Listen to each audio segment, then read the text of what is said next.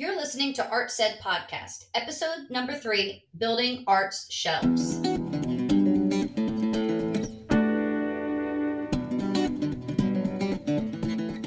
Welcome to Art Said Podcast, conversations through the perspective of the arts and education, hosted by educators and artists Shauna Longo and Edric DeBose. All right, so here we are again. We are at episode 3. Last time we spoke to you guys, we were talking about differentiated collaboration and how you start to build a team and work with others within your school, either across arts content areas or to other content areas outside of the arts and vice versa.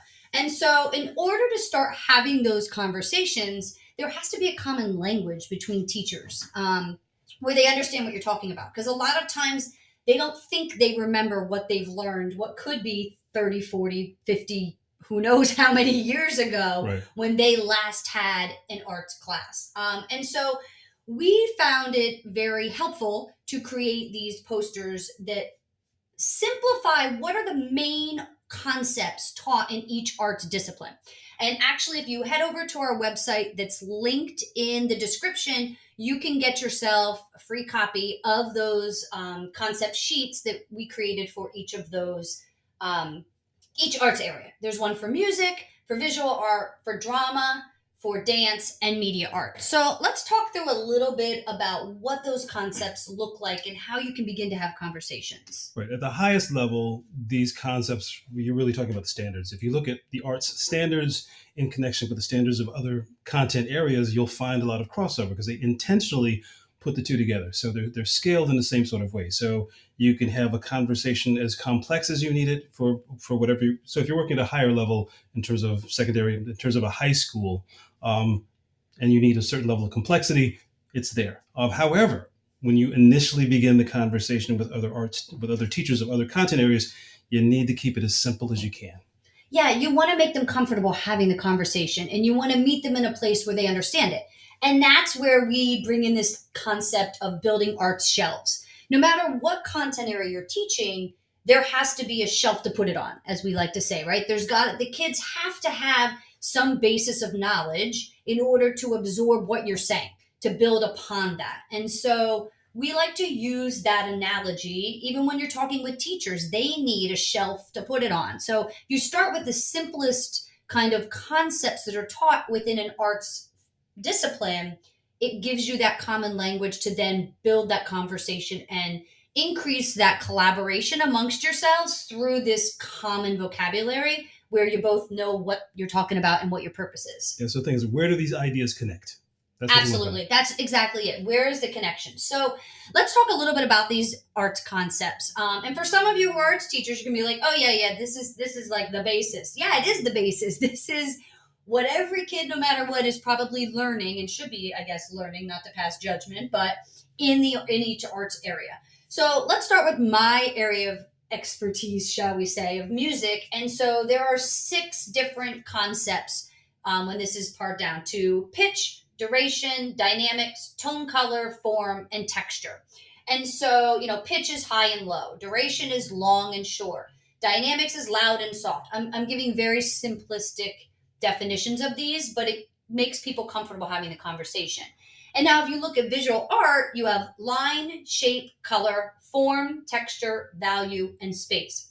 So what Edric and I did actually last year, we did a huge project together when we were teaching together. We decided to analyze our curriculums, break down these concepts, and find commonalities between music and visual art. And so we created a bunch. We just sat down. We're like, all right, what are the similarities between the two?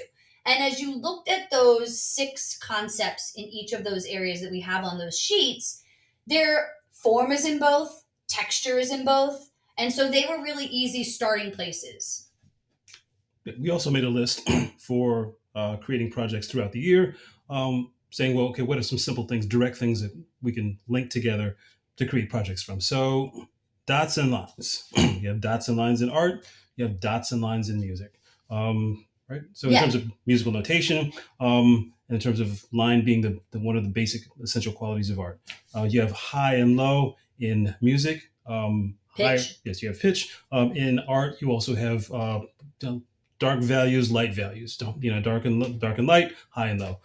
Loud and quiet are other things. So you have louder sounds, softer sounds. You also have louder colors or more quiet or more subdued colors. You have long and short. In terms of art, you have space, right? It's either something is a certain length or something is short. A similar thing in music, of course. With rhythm, right? That Yeah. directly connects to rhythm. Right. So those are like a couple examples, and then so some were more direct and some were more indirect. But what we found was the kids absolutely loved it. They got like super excited to see those connections between visual art and music class. And so we did a project once a month that kind of blurred those lines between and made those connections for the students between visual art and music. And it was really, really a worthwhile thing that didn't take extra time out of either one of our schedules. It was concepts we were already teaching. We just framed it through a different light to deepen those connections for the students so they really could own it and increase their knowledge base. And I think what the students liked about it was, oh, we did this in music class and we're doing it now in art class. So even though they're not conscious of it, because we're talking about elementary school kids, we're talking real, we're talking K1 world. so they're really young. However, still there's this understanding of this is expression, right? So in either area, so they understand that these two different things they're doing that are similar in both classes is about somehow this thing of expressing themselves in different ways. Absolutely. So I don't want to let anybody feel left out because we're music and visual art primarily, but drama, there's space, time, imitation, action, language, energy, as the concepts. Dance has movement, body, space, time, and energy. And each of these is kind of broken down for you if you look at the sheets. Now, the media arts is kind of a gray, I don't want to say it's a gray area, but it's a vast area. There's a lot of components to it. It's evolving. It's evolving, yes. But in order to have something in there, it's positioning, sound, lighting, time, space, movement, and narrative structure. And so if you look at all of these 5 arts areas, there is so much overlap. From visual art to drama to dance to media arts, space exists in all of those. Drama, dance, and media arts, you got space and time in both. Between dance and media arts, you've got movement. Between drama and dance, you've got not only space and time, but energy. And so as you look at each of these 5, you're going to start to see the commonalities. This is what you can do not only within the arts to find those connection points of how you can start collaborating with teachers and having conversations, but this is how you start to make these connections outside of the arts, if that's the direction you want to go in. So if you have a science class, you're going to be talking about space and time. Right. You're going to be talking about energy. You're going to be talking about movement. Those are all concepts that are part of what science is, and they can be related to concepts in dance or theater and the arts, performance. So there's tons of examples of, we could go down a rabbit hole for an entire episode of ways you can make connections. We're not going to do that to you guys, but the thing that you need to know is these concepts within the arts, they scaffold through the grade levels. So what we were teaching in kindergarten is still being taught in kids' senior year of high school. It's just a different level of discussion about line, about shape. Same with music. They're still learning about pitch in band as seniors and duration and dynamics and tone, color, and form and texture. It's just a different level of a conversation because you've scaffolded that information from K through 12 vertically increased the depth of knowledge for the students. So it's simply saying they have a bigger shelf to put it on. Absolutely. Yes, they have a much bigger shelf to put it on. And you can have those conversations because the people before have started putting things on those shelves. And then our job as they go through schools is to pull those things from the shelves and put them back bigger, Yes. Put them back with more depth. So that's kind of our thought about building those shelves. And so you need to understand, though, the purpose of the arts and scaffolding, building those shelves is going to be a little different in each school. We kind of already stated that, but in elementary, it's going to look different than it will in middle school and how it will in high school because the arts function differently in each of those schools. And honestly, I would say that many elementary schools, you can't even generalize it. It may look differently in different elementary schools, depending on who the administration is, depending on the teacher contract, depending on the schedule that's brought up. It's going to look a little different, but foundationally, this idea of building shelves is what should still sustain the practice to have commonality. I think also in elementary schools, middle schools, high schools, again, I think I don't want to overstate this, but you have different levels of understanding. So there are different kinds of things you can or cannot do, given the limitations of the school, and the limitations of the circumstances, who the staff is, what type of school is, what the area is, what the history of that particular area is, how involved parents are or are not.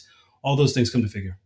Yeah, and so this idea of building shelves doesn't just occur in the arts. It occurs in every single content area. They start out in kindergarten and keep building. Standards don't just start and then, oh, we finished first grade. All right, next second grade, brand new standards. No, they build. So this idea of building shelves carries across all content areas, and we think it's really important to any conversation. So that's part of what you're dealing with. The other piece of what you're dealing with is you're dealing with the administrations, the educators, the public. And what is their exposure and what is their background? How well do they understand what the arts are and what's their thinking about the role of the arts in public education? And again, if you have a limited background in terms of your experience, for instance, I mentioned my favorite, my science teacher, the artsy fartsy person who could talk with the artist, artsy fartsy people. So her background was that in her course of study, she didn't take any art classes. So if you have that as an experience as an educator, um, you don't necessarily see what the arts mean. They're not really important. So if they're not included in your course of study, it's not important. Just to tell a really extreme story, I have a friend who was teaching at elementary school. It was his first year. He approached the teacher about some funding for some materials for the classes. And he was basically, I was not there. This is paraphrasing, but he was basically told in a sort of not such a polite way. Listen, the reason you're here is to give the real teachers a break. So we're not really. That's not the first time that's been heard, said, or taken in either. Let's be real. And I'm sure if you're an arts teacher, it's no surprise. And you're hopefully chuckling right now because you may have heard it, and hopefully it's not making you angry. So their approach is they understand it. They understand the arts more as entertainment or decoration, and that's their level of understanding. So it's the fun stuff that you're doing instead of real learning. So the arts are considered to be something, that's nice. You're just having fun with the kids, playing with the kids. There's not real learning going on. However, if you look at studio habits of mind, if you look at the kinds of things that are learned in the arts classes, right? There's observation, there's reflection, there's persistence, engagement, exploration, and understanding of the context of where these ideas go. And in working together with groups. All those things are skills that you need in other areas. These are in a math class. You need to be able to observe, reflect, persist, to find the solution, to engage, to understand the context of where this particular equation fits with that particular equation, all those things. And you can set up parallel learning experiences by connecting those with the arts. So those are all things that are there. Now, just to really quickly go into the science of this, but that's when you talk about the brain. So when they talk about learning in the brain, you're talking about the hippocampus. The hippocampus is where long-term memory is stored. The idea is to get things to come out of long-term memory into active memory. So once they're in active memory, these ideas are modified and they go back into long-term memory. So your memories are grown. That's kind of what we're talking about with the building of shells. Your memories are expanded. The other thing to throw in to be aware of is, I talk about my hippocampus as I think of it as the angry samurai, right? So there's this. It's very careful about what it's going to allow in, what it's going to let in. The last episode we talked about a teacher who was a history teacher who was working with us to design a curriculum for a class, but he was very cautious. He's very guarded about, this is not really history, you guys. It's a humanities class. So any person you're talking to, an administrator, but even students, you have to be aware that everybody has this hippocampus that is filtering what you say. So you're going up. Well, they perceive it differently, right? It's that whole black, white, gray truth in the middle type of thing, right? Yeah, everybody comes to this with different expectations. Even the teachers, that you're working with have different expectations and different kinds of goals based on how connected they are to the ways in which they teach. So that's just something to be aware of in terms of the brain science, that you're really trying to get, that background knowledge into another area and make connections. Absolutely. And listen, if that intrigues you, go down the rabbit hole, and there's tons of great research out there about how the brain works and the role it plays in learning. So the last thing we want to say is as we talk about all of this with like differentiated collaboration and building these shelves of knowledge, right? And the arts concepts, taking it down to the basics of what we're teaching and how that scaffolds through, it really comes down to your intentionality. What is your intention in the conversation? And what is your intention towards any of this, towards your teaching, towards how you're approaching learning, towards what's your intention to want to work with others and potentially do cross curricular projects or lessons. And so you need to be intentional and you need to set some goals. That's what's going to determine your success, because you can't, like, going willy-nilly is going to be difficult. Right. Yeah. Well, my favorite saying is one you've probably heard before, and that is that the definition of success is different for a lot of people. The definition of failure is always the same thing. You didn't make your goals. Right. So if you're really clear about what your goals are, then you can determine, what your success is. Absolutely. So that ends episode 3 and is going to take us right into episode 4, where we are going to focus on intentionality and goal setting and give you some more in-depth information about that and how it can help you continue to build art shelves and be successful in whatever you do within your educational world. So thanks for joining us today, and we will see you in the next episode. See ya.